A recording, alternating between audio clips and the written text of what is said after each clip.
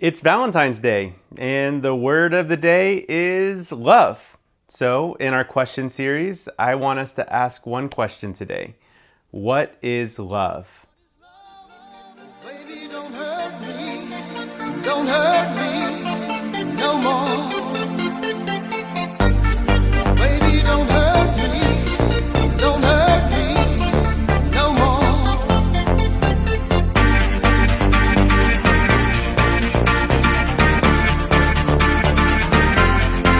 What is love?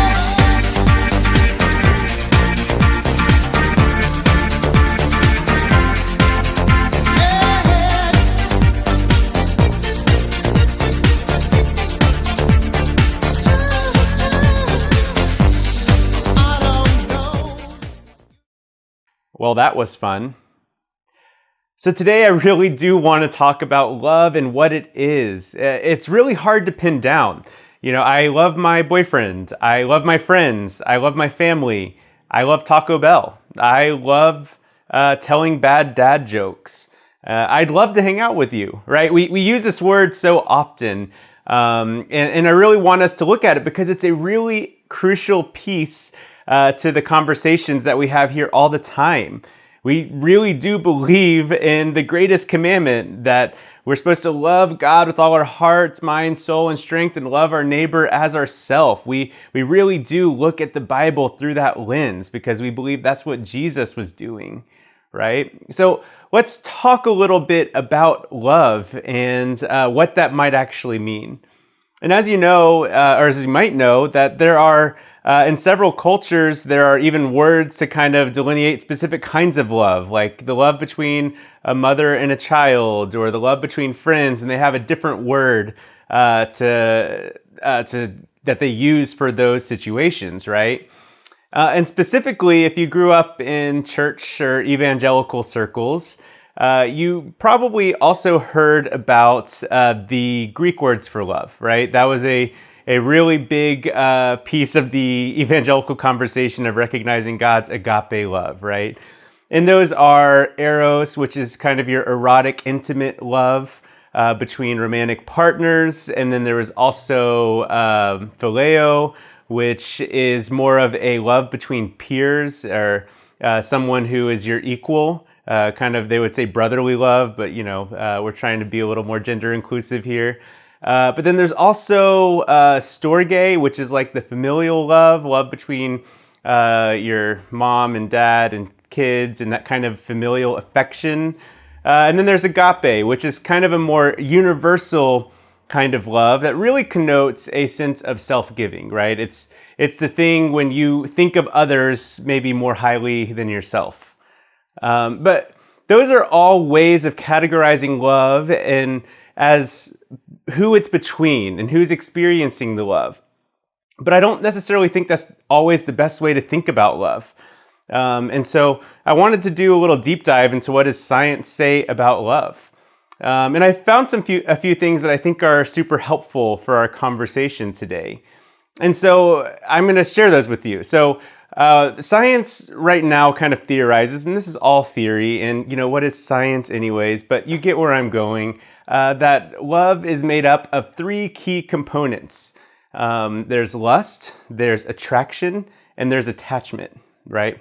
So lust is obviously the experience of sexual desire. It evolved in humans because of the need to reproduce.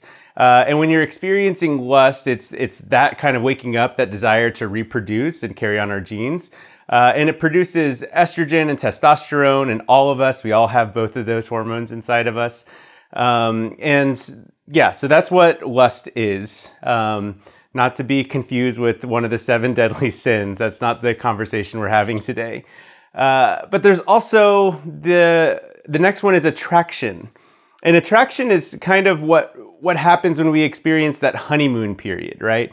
Attraction is this pull, this drive, this that you have towards someone or some people or a group of people, right? It's frequently found in tandem, and maybe most often found in tandem with lust, right? And a lot of romantic relationships are based on this combination of lust and sexual desire and attraction, but it's not always that, right? That attraction, when that happens, your reward center kind of lights up in your brain, right? And it produces dopamine and norepinephrine, and which norepinephrine in particular is associated with feelings of like ecstasy and happiness and energy, right? And basically what it's saying is that when you experience that attraction, when you find a person, a place, some people that you have this kind of draw or pull to, that it rewards you for that, right? If it's good for you, your body wants to reward you, and it produces these hormones. And again, this is where we get honeymoon periods. You might join a community or have a new friendship or a new partnership where it really is rewarding and it's giving you something. And that part of your brain is getting activated, and it produces just so much happiness in your life, right? But then the third piece, and I think this is probably the most important piece, although all are very important in our relationships and understanding of love, is this attachment piece. And this is definitely what you experience in most of your social situations, in friendships, and family relationships. The attachment is that sense of security and bonding and connection we have with the people in our lives, right? It's the thing that all long-term relationships have. And attachment, that center, it actually produces oxytocin, right? That experience of attachment produces that, which is what they call the cuddle hormone. But really, it's that hormone that's released anytime bonding happens, connection between people, right? It happens, sure, in sex, but also in childbirth, right? When a mother needs to bond with their child immediately after this like traumatic event to her body, right? It's this sensation of security and safety and connection that is there for the long term. And I think that's a really important thing for us to think about when we think about this concept of what is love anyways. And we have to recognize that there are passionate emotions that are a part of love. There maybe are sexual desires in your partnerships that are a part of love, but there's this larger context of attachment and connection and security and safety that is the foundation for so much of what we experience for love. Right? And we know that children need to experience, babies need to experience love. Children need to experience love in formative years. It's very critical and crucial. But none of us are in a place in our lives where we don't need love, that experience of social connection, right? So what does this mean about the love of God? And I've been thinking about this and like, what kind of love does God have for us? And I think about this experience of attachment and the way that I can move in the world when I recognize that the divine truly loves me, right? And the security, the safety, the connection I feel with the world around me, as being one of God's created beings, right? I think about that kind of love that God has for us, that produces this sense of bond in us being together, that I think is really beautiful. And then what does this mean for our friendships and our communities and how we love them? I think about that same sense of security and safety and of connection with each other and the intentional bonding we do, right? In communities that are conducive to that versus communities that are not. And what do I think about when I love myself? When we hear that part of the command of Jesus? I think of the security I have in myself and who I am. I think about the connection I have between all parts of myself. I think about the bonding I do, of getting to know the parts of me that I don't really fully understand, right? And I think about the safety when I choose boundaries, when I choose things that keep me safe. And I really see this love playing out in all of these dynamics between God, between a community, and between ourselves, right? And understanding love in this experience of attachment kind of helps us understand why this evangelical push that a lot of us experience of telling the truth in love tends to fall really flat, and it doesn't feel like love at all. Because frequently when we hear that, we're being told that, hey, you're doing something wrong, and I need to tell you that there's a boundary here that you're not supposed to cross anymore, right? And that's not creating an environment, an atmosphere of connection, of bonding, of security, of safety in the relationship. It actually tends to break some of that connection, right? And if there's safety issues for the people involved, maybe that's necessary. And we can have those conversations, but frequently when this is used, it's used just when someone has a disagreement about a theology and says, well, I need to tell you some truth, but in doing that, I'm going to violate your sense of safety, security, and connection to me in the community that you're a part of. Right? I believe that there's a better way of showing love, and even talking about truth in the context. We can push people towards health. We can ask them, we can reason, we can tell them we care for them, right? We're actually utilizing love to help them see a better way forward, right? We read earlier out of John 15, and I really love that passage, and it's a really tiny little passage out of this much larger poetic discourse that Jesus gives in kind of his last night before death, right? And he talks about just the command is to love, and Jesus continues to pray that everyone is unified in love, and it's a really beautiful, beautiful passage. And I just think about that.